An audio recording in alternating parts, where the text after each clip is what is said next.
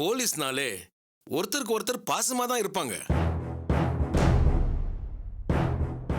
அதுவும் அந்த இன்ஸ்பெக்டர் மாலினி இருக்க ரவுடியா பிறந்திருக்க வேண்டியது தப்பி போய் டிபார்ட்மெண்ட்ல சேர்ந்துடுச்சு. கோர்ட் சர்க்கிள் முழுக்கவே அதை பத்தி நல்லா தெரியும் சார். ரொம்ப அரகண்டான லேடி.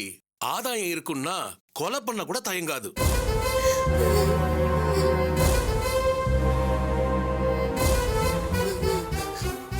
எதுக்கும் பயப்படாத பொம்பளை. அது போலீஸ் தான்னாலும் அது பேர்ல ஏகப்பட்ட கேஸ் இருக்கு சார். ஏதோ ஒரு வழியில தப்பிச்சுக்கிட்டே இருக்கு. அது கிட்ட போய் இந்த பொண்ணு மாட்டிருக்குன்னா அதோட கெட்ட நேரம் தான் சொல்லணும் சார். போலீஸ் மேல எல்லாம் கை வைக்க கூடாது சார். நீக்கு போக்காதான் நடந்துக்கணும். ஒரு எமோஷன்ல ஆவேசப்பட்டோம்னா இப்படிதான் பண்ணுவாங்க. சரி சார், ஏதோ தப்பு நடந்து போச்சு. மேற்கொண்டு என்ன பண்ணலாம்னு சொல்லுங்க. என்னுடைய எக்ஸ்பீரியன்ஸை வச்சு சொல்றேன். அந்த பொண்ணை அனுப்பிட்டேன்னு சொல்றதெல்லாம் போய். எஃப்ஐஆர் கூட போட்டிருக்க மாட்டாங்க. நல்லா அடிச்சு உதைச்சு அன்அபிஷியல் கஸ்டடியில தான் வச்சிருப்பாங்க.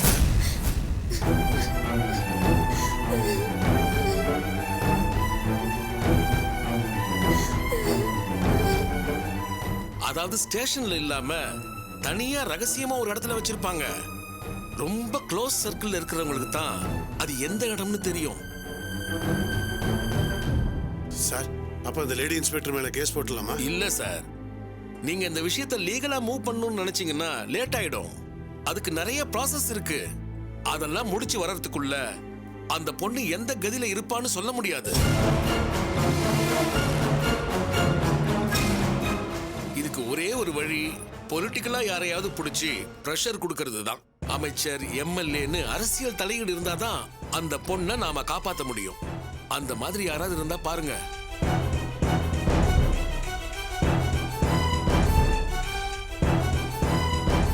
தீபா, துளசி வீட்டுக்காருக்கு ஒரு மினிஸ்டர் தெரியும். அவர் மூலமா பிசினஸ் பண்றதா சொன்னியே. ஆமாமா, ஆனா அவர் சென்ட்ரல் மினிஸ்டர். பரவாயில்லம்மா, அவர் சென்ட்ரல்லே இருந்தாலும் அவர் இன்ஃப்ளூயன்ஸை வச்சு இந்த லேடி இன்ஸ்பெக்டருக்கு தண்ணி காட்ட முடியும். உடனே நீங்க அவரை காண்டாக்ட் பண்ணுங்க. ஆமா தீபா, இது நடக்குமா நடக்காதான்னு யோசிக்கவே கூடாது. தப்பா எதுவும் நடக்கிறதுக்குள்ள கல்யாணி வீட்டுக்கு வந்தே ஆகணும்.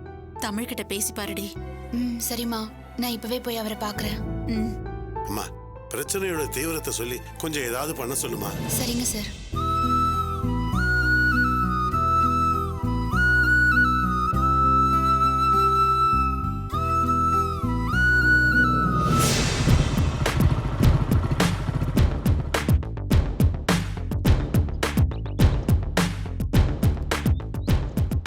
செத்தா சாகட்டு விடுங்கடி. வேற ஒண்ணும் பிரச்சனை இல்லையே. டாக்டர் கிட்டயா? அதெல்லாம் பின்னால பாத்துக்கலாம். சரி சரி, ஏதாவது சிக்கல்ல எனக்கு ஃபோன் பண்ணு, புரியுதா? போன வை. வணக்கம் மேடம். என்ன எங்களை வர சொன்னீங்களாமே? உட்காருங்க ரெண்டு பேரும்.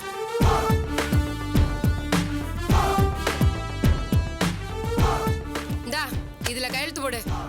என்னங்க மேடம் இது? கம்ப்ளைண்ட் தாயா. ரூல்ஸ் படி நீ கம்ப்ளைண்ட் பண்ண பிறகுதான் அவளை அரெஸ்ட் பண்ணணும். நீங்க தெரிஞ்சவங்கங்கறனால அவளை அரெஸ்ட் பண்ணிட்டு உன்கிட்ட கம்ப்ளைண்ட் வாங்குறேன். கையெழுத்து போடு. மேடம், நான் அவ மேல எந்த கம்ப்ளைண்ட்டும் கொடுக்கலையே. அது எனக்கு தெரியாதா? நீயே கொடுத்த மாதிரி தான் நான் எழுதியிருக்கேன். கையெழுத்து போடு. இதுல என்ன மேடம் எழுதிருக்கு? ஏன் தெரிஞ்சாதான் கையெழுத்து போடுவியா? பொண்டாட்டிய வச்சு ஒழுங்கா வாழ துப்பில்ல. என்கிட்ட ஏன் எதுக்குன்னா கேள்வி கேட்கிற? நீ கம்ப்ளைண்ட் கொடுக்காம எப்படியா எஃப்ஐஆர் போடுறது? எனக்கும் அவளுக்கும் பிரச்சனை. என் கண்ணத்துல அரைஞ்சிட்டான்னு வெக்கத்தை விட்டு கேஸ் போட சொல்றியா? நான் உனக்காக பேச போய் தானே என்ன அரைஞ்சா. அப்ப நீ தானே கம்ப்ளைண்ட் தரணும். ஒண்ணு பண்ணு, நீ கம்ப்ளைண்ட்லாம் கொடுக்காத. உன் பொண்டாட்டியை நான் ரிலீஸ் பண்ணிடுறேன். அவளுக்கு பதிலா நீ போய் உள்ள உட்காரு. மேடம், நான் தப்பு எதுவும் பண்ணலையே. யார் சொன்னாங்க? எனக்கு சேர வேண்டிய பணத்தை கொடுக்கல, ஏமாத்துறீங்க, கொடுமைப்படுத்துறீங்கன்னு கைப்பட எழுதி கொடுத்துருக்கா. அது இன்னும் என்கிட்ட பத்திரமா இருக்கு. தூசி தட்டி எடுத்தேன்னு வச்சுக்கோங்க, நீங்க ரெண்டு பேரும் உள்ளதான் இருக்கணும். என்ன கம்ப்ளைண்ட்ல கையெழுத்து போடுறியா இல்ல அவ கம்ப்ளைண்ட் பேர்ல ஆக்ஷன் எடுத்து உங்களை பிடிச்சு உள்ள வைக்கவா? டேய், மேடம் தான் சொல்றாங்கல்ல, கையெழுத்து போடுறா. என்னமா இதெல்லாம்? வான் பண்ணி விடுவாங்கன்னு பார்த்தா கம்ப்ளைண்ட் அது இதுன்னு. யோ, நியாயமா பார்த்தா நீ தான் உள்ள இருக்கணும். உங்களுக்கு சம்பந்தியா வரப்போறவர் எனக்கு வேண்டப்பட்டவருங்கனால அவர் சொல்லி உங்களை காப்பாத்த ட்ரை பண்ணிட்டு இருக்கேன். ஒழுங்கா கையெழுத்து போட்டா வீட்டுக்கு போகலாம், இல்ல அவளை ரிலீஸ் பண்ணிட்டு உங்க 2 பேரும் தூக்கி உள்ள வச்சிருவேன். டேய் மோகன், பேசாம போட்டுடுறா. அவ கொடுத்த கம்ப்ளைண்ட்ல இருந்து நம்மள காப்பாத்த தானே இப்படி எல்லாம் பண்றாங்க. எல்லாம் உங்க நல்லதுக்காக தான் பண்றேன். ஒழுங்கா கையெழுத்து போட சொல்லுங்க உங்க பையனை. டேய் போடுறா.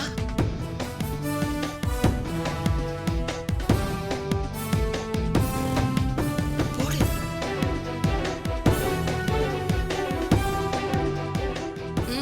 எல்லாம் உன் நல்லதுக்காக தான்.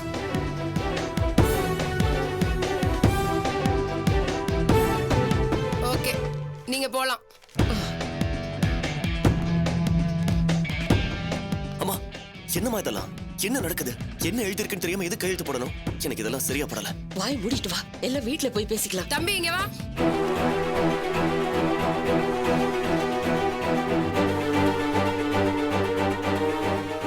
இப்போ உனக்கு என்னையா தெரியணும்? இல்ல ஒண்ணும் இல்ல மேடம். நீங்க 2 பேரும் பேசிக்கிறத பார்த்தா எனக்கு சிக்கலாயிரும் போல இருக்கே. உனக்கு இந்த கம்ப்ளைண்ட்ல என்ன எழுதிருக்குன்னு தெரியணும், அவ்வளவுதானே? நானும் என் பொண்டாட்டியும் பிரிஞ்சிருக்கோம். என் பொண்டாட்டியோட நடத்தை சரியில்லை. அவளுக்கும் இன்னொருத்தனுக்கும் தொடர்பு இருக்கு. அதனால அவ என்னை விட்டுட்டு போயிட்டா. அவளை எப்படியாவது கண்டுபிடிச்சு கொடுங்கன்னு புகார் எழுதி கொடுத்திருக்க. ஐயோ மேடம், நான் அப்படிலாம் சொல்லவே இல்லையே. அப்படிலாம் சொன்னாதாயா உன்னால தப்பிக்க முடியும். அவளை கூப்பிட்டு நான் விசாரிக்கிற மாதிரி விசாரிப்பேன். ஆமா, எனக்கும் இன்னொருத்தனுக்கும் தொடர்பு இருக்கு. எனக்கு என் புருஷனோட வாழ பிடிக்கல, என் காதலனோட ஓடி போயிடுறேன்னு அவகிட்டயும் ஒன்ன மாதிரியே எழுதி வாங்கிடுவேன். இதெல்லாம் வெறும் ஜோடனை தான். ஆனா இந்த கதையை தான் நீ யார் கேட்டாலும் சொல்லணும். மாத்தி கீத்தி சொன்ன தொலைச்சிடுவேன். மேடம், எதுக்காக இப்படி பண்றீங்க? அவ கொடுத்த கம்பளைண்ட்ல இருந்து காப்பாத்த தான் சொன்னோம். ஒரேடியா பிரிச்சு விட என்னென்னமோ பண்றீங்க. யோ, 2 பேரையும் பிரிச்சு விட்டுருங்க, பிரச்சனை இல்லாம இருக்கட்டும்னு உங்க அம்மா தான் ஏன் சொன்னா. அவளுக்கு இன்னொருத்தனோட தொடர்பு இருக்குன்னு சொன்னதா இதெல்லாம் நடக்கும். டேய், நான் அப்படியெல்லாம் சொல்லடா. அவளால பிரச்சனை வேண்டான்னு தான் சொன்னேன். இத பாருங்க மேடம், அவளுக்கு இன்னொருத்தனோட தொடர்பு இருக்குன்னு நான் சொல்லவே இல்லையே. அதான் இப்ப சொல்லிட்டேன்ல, இத அப்படியே மெயின்டைன் பண்ணுங்க. யாராவது கேட்டு மாத்தி கீத்தி சொன்னீங்க, அவளை விட்டுருவேன். உங்க 2 பேரையும் பிடிச்சு கஞ்சா கேஸ்ல உள்ள வச்சிருவேன். புரிஞ்சதா? கிளம்புங்க. டேய் வாடா. அம்மா,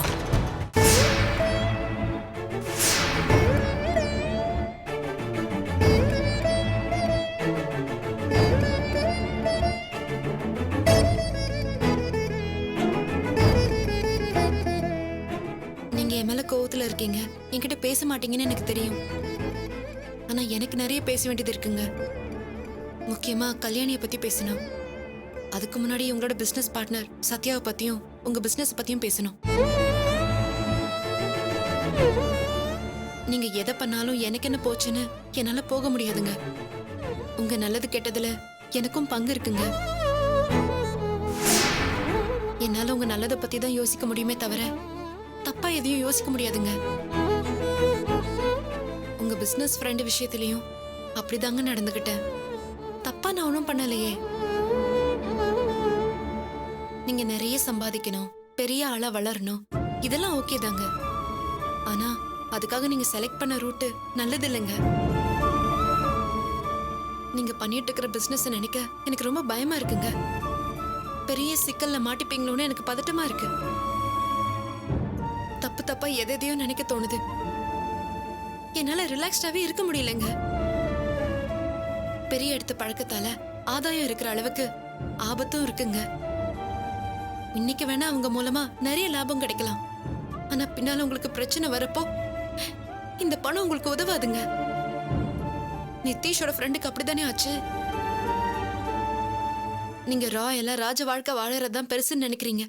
ஆனா அதை விட நிம்மதியா வாழறதுதாங்க முக்கியம். ஆழம் தெரியாம காலை விட்டு சிக்கல்ல மாட்டி இதை கத்துக்கிறத விட நம்ம இப்பவே விலகுறது தான் நல்லதுன்னு தோணுதுங்க. அதனாலதான் இந்த முடிவு எடுத்தேன். நீங்க சத்யாவோட பிசினஸ் பண்றது எனக்கு மட்டும் தப்பா படலங்க. நித்தீஷ் லாவண்யா யாருக்குமே இது பிடிக்கல. அத பத்தி சொல்லதான் அவங்க இங்க வந்தாங்க. அவங்களே நீங்க நோகடிச்சு அனுப்பிச்சிட்டீங்க. அந்த சத்தியமூர்த்தி உண்மையாவே நல்லவரா இருந்தா என்ன பண்ணிருக்கணும்? நாங்க கேட்டுக்கிட்ட மாதிரி உங்களை இந்த பிசினஸ்ல இருந்து விலக்கி இருக்கணும். இல்ல என்னால இந்த உதவியை செய்ய முடியாதுன்னு நேரடியாவே சொல்லியிருக்கணும். ஆனா யோசிச்சு முடிவு சொல்றேன்னு எங்க கிட்ட சொல்லிட்டு என்ன பத்தி உங்ககிட்ட போட்டு கொடுத்திருக்காருன்னா அவர் எப்படிப்பட்டவர்னு நீங்களே புரிஞ்சுக்கோங்க. என்ன புத்திசாலித்தனமா பேசுறது நினைப்பா? அவர் எவ்வளவு பெரிய மனுஷன், அவர் பேர் கிரிமினல் ரேஞ்சுக்கு பேசிட்டு இருக்கிற, அது மட்டும் தப்பு இல்லையா? அதை கேட்டுட்டு அவர் என்ன சும்மாவா இருப்பாரு? அது என்கிட்ட சொன்னது என்னமோ பெரிய விஷயமா பேசிட்டு இருக்கிற. சரிங்க, நான் அவரை பத்தி எதுவுமே பேசல. அவங்களோட எந்த டீலிங்கும் வேணான்னு உதறி தள்ளிட்டு வாங்க. அந்த மினிஸ்டர் சத்யா மாயான்னு யாரோட உறவும் நமக்கு வேணாங்க. அவங்களால கோடி ரூபாய் கிடைக்கிறதா இருந்தாலும் அவங்க உறவே நமக்கு வேணாம். தயவு செஞ்சு நான் சொல்றத கேளுங்க. ஏன் புரிஞ்சுக்க மாட்டேங்கிறீங்க? துளசி, தீபா தீபா தீபா அழாதடி. என்னாச்சு, ஏன் அழற? சார் கல்யாணி நீங்க தான் சார் காப்பாத்தணும். அவளை எப்படியாச்சும் காப்பாத்துங்க சார், ப்ளீஸ் சார். கல்யாணிக்கு என்னாச்சு? என்னடி நீ இவர்கிட்ட எதுவும் சொல்லலையா? நான் சொல்லணும்னு நினைச்சேன், ஆனா அதுக்குள்ள நீயே வந்துட்ட. அவ எங்க இருக்கா, செத்தாலா பொழைச்சாலா எதுவுமே தெரியலடி. அவளை பத்தி பேசாம நீ என்ன பண்ணிட்டு இருக்க? சார் கிட்ட வந்ததும் சொல்லிருக்கலாம்ல. தீபா கல்யாணிக்கு என்னாச்சு, ஏதாவது ப்ராப்ளமா? ஆமா சார், அவ பிரச்சனையில தான் இருக்கா. அவளோட காசை எடுக்கணுங்கிறதுக்காக மோகன் கிட்ட கையெழுத்து வாங்க சொன்னீங்கல்ல, ஆமா. போன இடத்துல பிரச்சனை பண்ணிட்டாங்க சார். அவ கோவத்துல போலீஸ்ல கம்ப்ளைண்ட் பண்ணிட்டா. அதுக்கப்புறம் என்னாச்சு தெரியுமா?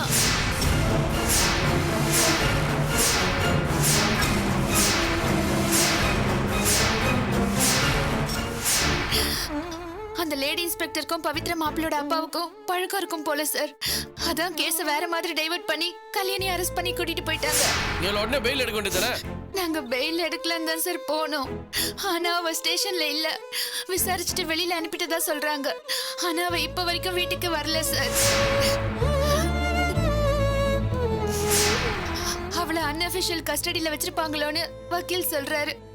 இதுல யாராவது பெரிய ஆளுங்க தலையிட்டாதான் அவளை காப்பாத்த முடியுமா சார்? அதுவும் இல்லாம அந்த லேடி இன்ஸ்பெக்டர் பத்தி பயங்கரமா சொல்றாங்க.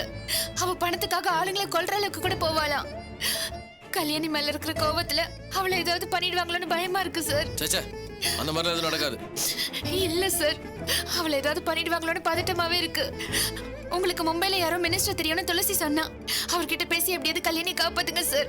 உங்க கால வேணா விடுறேன். என்ன பண்ணிட்டு இருக்க நீ? ஏதாவது பண்ணி கல்யாணி காப்பாத்துங்க சார். அந்த மினிஸ்டர் கிட்ட பேசுங்க sir, please sir, please.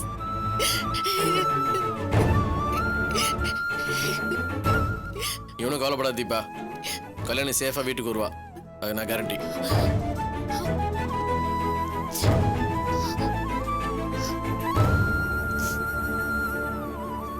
Hello, நான் தமிழரசு பேசுறேன், சென்னையில இருந்து.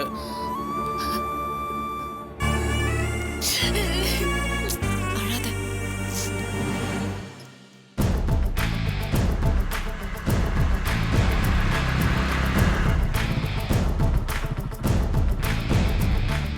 சார் போலீஸ் வந்திருக்காங்க.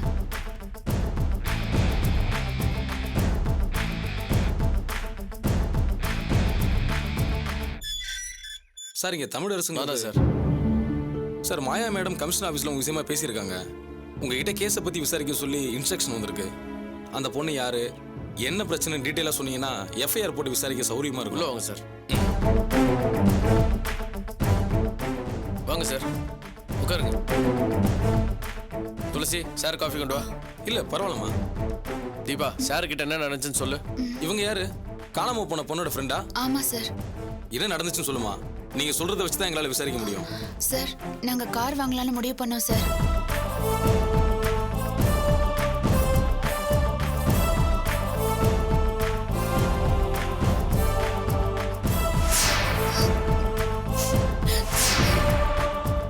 இவங்கள மாதிரி ஒரு சில ஆட்களால தான் சார் எங்கள் டிபார்ட்மெண்ட் பேரே கெடுது.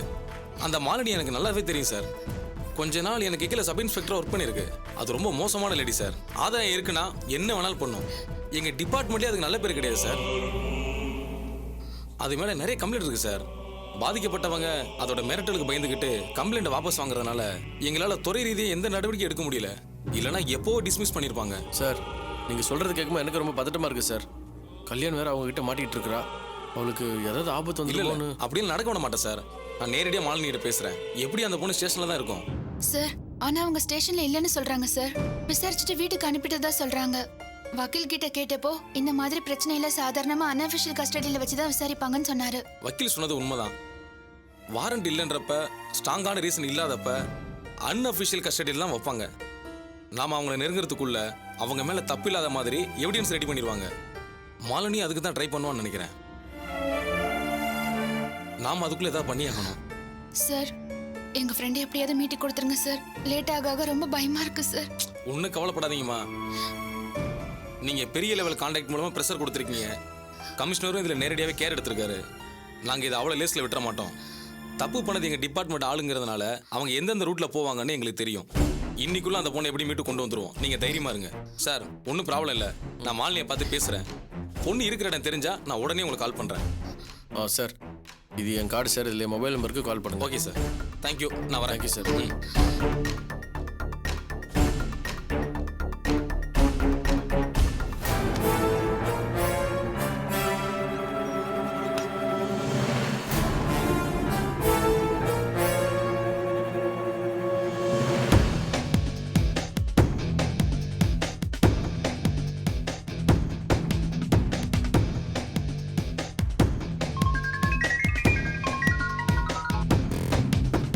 ஹலோ மேடம், நான் சுந்தர் பேசுறேன் மேடம்.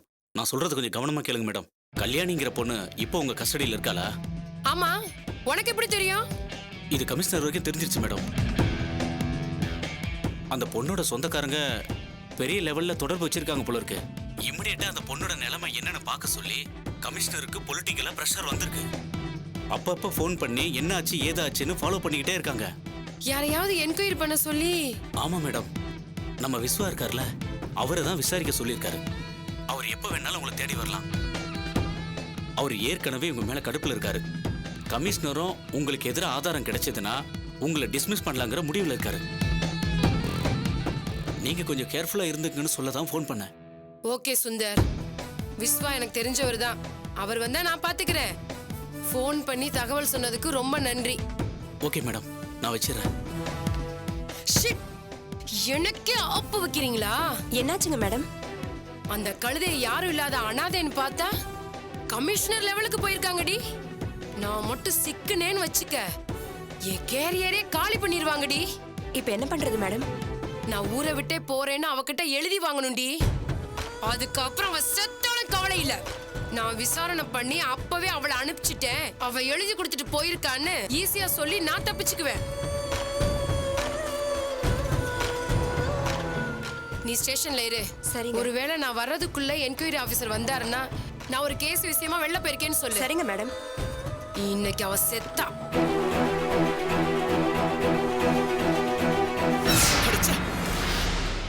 இப்படிலாம் ஆகும் நினைச்சே பார்க்கலாமா? அவளோட எனக்கு பிரச்சனை தாமா.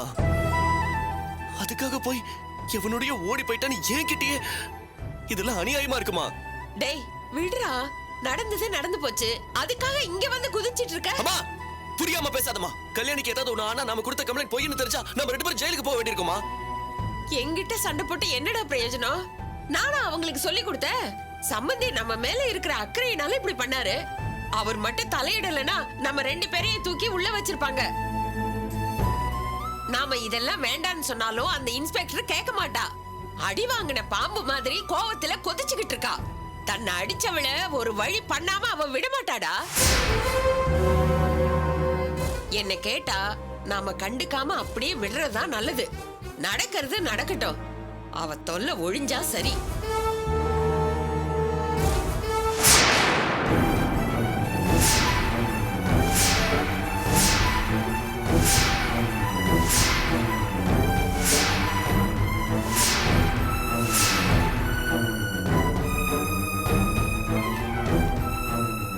அம்மாவும் புள்ளையும் சேர்ந்து என் மருமகளை என்னடி பண்ணீங்க? அவ எங்க இருக்கா? எங்கன்னு கேட்டா எங்களுக்கு என்னங்க தெரியும்? அவ கொடுத்த கம்ப்ளைண்ட வாபஸ் வாங்குறதுக்காக சம்பந்தியை விட்டு ஏற்பாடு பண்ண சொன்னோம். அவ்வளவுதான். மத்தபடி அவ காணாம போனதுக்கு எனக்கும் எந்த சம்பந்தமும் கிடையாது. நீங்க பேசுனதை கேட்டா அப்படி தெரியலையே. வேணும்னே நீங்க கல்யாணியை ஏதோ ஒரு சிக்கல்ல மாட்டி விட்ட மாதிரி தெரியுதே. எங்கடி அவ? ஏண்டி அவ இந்த வீட்டுக்கு வாழ வந்த பொண்ணுடி. அவளை நம்பி ஒரு ஜீவன் இருக்கு. ஆதரிக்க வேண்டிய நீங்களே இப்படி பண்றீங்களே, இந்த பாவம் உங்களை சும்மா விடாது. அப்பா சும்மா தேவையில்லாம பேசாதீங்கப்பா. முதல்ல அவ தானே கம்ப்ளைண்ட் கொடுத்தா. நானும் இல்லைன்னு சொல்லல. ஆனா யாராட கொடுத்தா, எதுக்காக கொடுத்தா? கல்யாணி பணம் வேணுன்றதுக்காக கையெழுத்து போட சொன்னா, நீ போட்டியா? ஒரு சின்ன பிரச்சனை சமாதானமா பேசியிருந்தா கம்ப்ளைண்ட் தர அளவுக்கு போயிருக்க மாட்டா. தேவையில்லாம சீன்னது நீங்க தானே.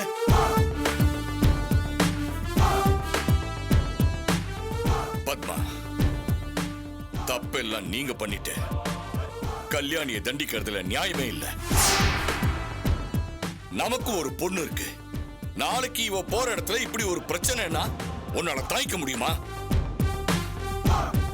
இன்னைக்கு நீ பண்ற பாவம் நாளைக்கு உன் பொண்ணை தான் பாதிக்கும். அதுவும் உன் சம்மதியே பண்ணிருக்காருனா இவன் நிலைமையை கொஞ்சம் நினைச்சு பாரு. இன்னைக்கு கல்யாணிக்கு பண்ணதை நாளைக்கு உன் பொண்ணுக்கு பண்ண மாட்டான்றது என்ன நிச்சயம்?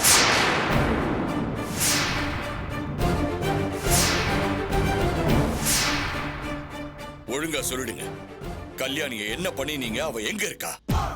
ஐயோ, எங்களுக்கு ஒண்ணும் தெரியாதுங்க. உங்களை மாதிரி தான் நாங்களும். அவளை புடிச்சிட்டு போனாங்கன்னு தெரியும், அவளை எங்க வச்சிருக்காங்கன்னு எங்களுக்கு தெரியாது. பத்மா, நான் உன்னை கெஞ்சி கேட்டுக்கிறேன், கல்யாணியை பழி வாங்கணும்னு நினைக்காத. இப்ப முயற்சி பண்ணாலும் கல்யாணிக்கு எந்த பிரச்சனையும் இல்லாம நம்ம வெளியில கொண்டு வந்துடலாம். அவ எங்க இருக்கான்னு சொல்லு. அப்பா உண்மையாவே எங்களுக்கு தெரியாதுப்பா. நானும் அம்மாவும் போலீஸ் ஸ்டேஷன் போனோம். அவ எங்கன்னு கேட்டோம். அவ போயிட்டான்னு சொல்லிட்டாங்க. டேய், நீ சொல்றத நான் நம்ப மாட்டேன்டா. கல்யாணிக்கு என்ன ஆச்சு, அவ எங்க இருக்கான்னு எனக்கு தெரிஞ்சாகணும். எந்த ஆபத்தும் இல்லாம கல்யாணி இந்த வீட்டுக்கு திரும்பி வரணும். கல்யாணி இல்லாத வீட்டுல நானும் இருக்க மாட்டேன். உங்க எல்லாரையும் தலை முடிகிறேன். அப்பா அப்பா இருங்க.